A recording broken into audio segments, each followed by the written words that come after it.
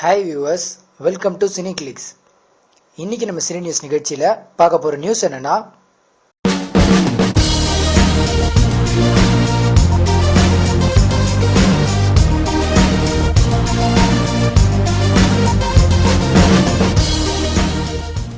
கானா பாலாவுக்கு கிடைத்த இந்த ஆண்டின் முதல் சரக்கு பாட்டு.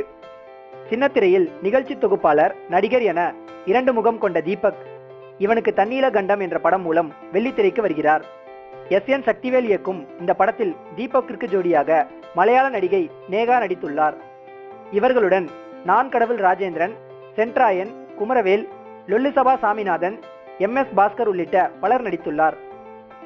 இப்படத்தின் பத்திரிகையாளர் சந்திப்பு சென்னையில் நடைபெற்றது. அப்போது இப்படம் குறித்து கானா பாலா பேசுகையில், கடந்த ஆண்டு நான் பல படங்களில் சரக்கு பாடல் பாடியிருக்கிறேன். அதில் பெரும்பாலும் ஹிட் தான்.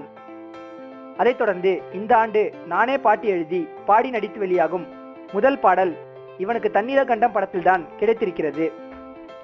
இந்த பாடலை ஜாலியாக மட்டுமே எழுதாமல் கருத்துக்களையும் கலந்து எழுதியிருக்கிறேன். அதோடு இந்த படத்தின் நாயகன் தீபக் விஜய் டிவியில் வரும் நீயானானா கோபி போன்று வருவதற்காக முயற்சி எடுக்கிற வேகத்தில் நடிக்கிறார். அதனால் அந்த விஷயங்களையும் இந்த பாடலில் சொல்லியிருக்கிறேன்.